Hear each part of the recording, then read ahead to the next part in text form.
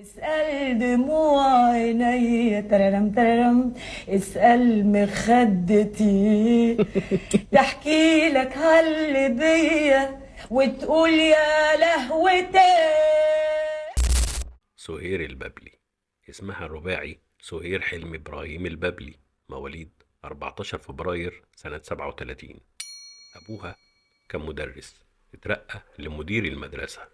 أمها كانت ست شديدة قوي وما كانتش بتحب خلفة البنات. سهير كانت قريبة قوي من أبوها، هي مواليد دمياط إنما عاشوا في المنصورة. خلصت الثانوية العامة، أقنعت الأسرة إنها تدخل معهد الموسيقى، وافقوا. زميلاتها قالوا لها انت شاطرة أوي في التمثيل، غيري. راحت مغيرة المعهد التمثيل. اتقدم لها عريس، قالت أخيرا هبعد عن تحكمات أمي. اتجوزت سوسكا الفن من محمود الناقوري، جارها كان بيحبها. أنجبت منه بنتها الوحيدة نيفين. بعدها اتعرض عليها دور في مسرحية، هو رفض. حست إنه هيبقى عائق في طريق مستقبلها، طلبت الطلاق واتطلقت. وهو سافر وطفش، ساب البلد. اشتغلت مذيعة في الإذاعة، صوتها دخل بيوت وابتدوا يرضوا عنها. اتعزمت في حفلة عند فريد الأطرش، وفي الحفلة دي شافها الموسيقار والفنان منير مراد. طلبها للزواج، كان أكبر منها ب16 سنة، وكان متجوز وعنده ولدين. وافقت، أصلها كانت بتحب ليلى مراد. ومنير كمان كان متحقق في الوقت ده، ملحن مغني ممثل عنده شركة إنتاج. اتجوزت سهير من منير مراد لمدة 9 سنين، وبعدين اتطلقوا بسبب الغيرة. وهي قالت عشان ما وقفش جنبي فنيا زي عز الدين وفاتن ورمسيس ولبنى عبد العزيز. سنة 72 عملت مدرسة المشاغبين مع نجوم الكوميديا عادل إمام وسعيد صالح. كانت يوميا في خناق معاهم بسبب خروجهم عن النص باستمرار.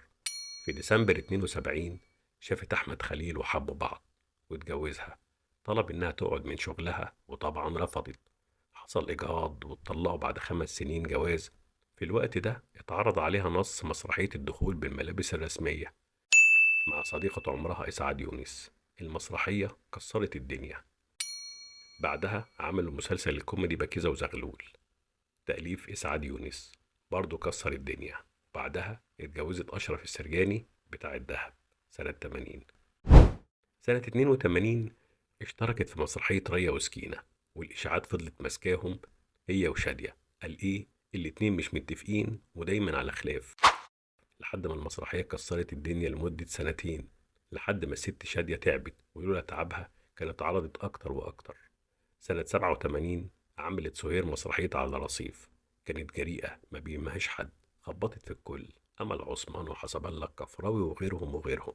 لما قالت سنة 80 قالوا لنا هنطلع من عنق الزجاجة واحنا مرضناش، يقولوا اطلعوا نطلع وينزلوا ننزل.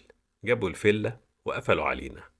طبعا الصحافة استلمتها، موسى صبري استلمها وقال دي لازم تتأدب، ولو المخرج والمنتج مش عارفين يربوها الصحافة تربيها. الرقابة وجهت لها إنذار ما تجيبش سيرة الشخصيات العامة تاني. بعدها مات جوزها أشرف السرجاني بعد 11 سنة جواز. حزنت عليه، جالها حبيبات على أحبالها الصوتية منعتها من الكلام لمدة 6 شهور. فكرت في الاعتزال بعد فشل مسرحية نص أنا ونص إنتي، هي وإسعاد. وبعدها عملت عطية الإرهابية، برضه سياسية. كانت نجمة جماهيرية. مرة كانت على المسرح، وقفت أحد جمهور الصالة وقالت له أنت دافع كام؟ قال لها 150 جنيه. قالت له مش كنت وفرتهم لعيالك؟ إحنا بنقدم هلس. رغم نجاح المسرحية. بعدها سهير راحت تعمل عمرة ودعت من قلبها وقالت يا رب كرهني في المسرح، هو ما يكرهنيش أنا اللي أكرهه. وأبواب السما كانت مفتوحة. وجت عدل على الشيخ الشعراوي وقالت له يا مولانا، الفن حرام ولا حلال؟ قال لها يا شيخ اعملي حاجة ليها فايدة بدل الأحضان والبوس والكلام ده. على طول رنت على جلال الشرقاوي وقالت له أنا مش جاية المسرحية تاني، وخدت قرار الاعتزال، وده كان في سنة 93. بعدها اتجوزت رجل أعمال متدين أو الداعية محمود غنيم، كان صاحب شركة مقاولات، كان بيبني فيلته في اسكندرية، كان أصغر منها ب13 سنة. بعدها عملت حوار في الكواكب هجمت فيه الفن وقالت إن المستوى انحدر. قالت كمان إن الفن حرام، والحمد لله إن ما متش على خشبة المسرح زي ما كنت بتمنى. وخبطت في البلد وقالت إحنا ما بنطبقش الشريعة، الصحفية عائشة صالح قالت لها يعني كده فلوسك حرام؟ ردت عليها ملكيش دعوة بفلوسي، وإن الشيخ الغزالي قال لها نضفي فلوسك واعملي صدقات وتبرعي بيها. سافرت مع جوزها كداعية إسلامية ودخلت نفسها في مشاكل كتير، وفي 2006 رجعت للتمثيل وعملت مسلسل قلب حبيبة، وقالت أنا بنفذ كلام الشيخ الشعراوي وملتزمة بيه. اكتفت بالظهور في البرامج، وآخرهم مع صديقة عمرها إسعاد يونس في برنامجها الشهير صاحبة السعادة. بعدها اتدهورت صحتها، في نوفمبر 2021 ناطقت الشهادة وتوفاها الله. الله يرحمك يا حاجة سهير.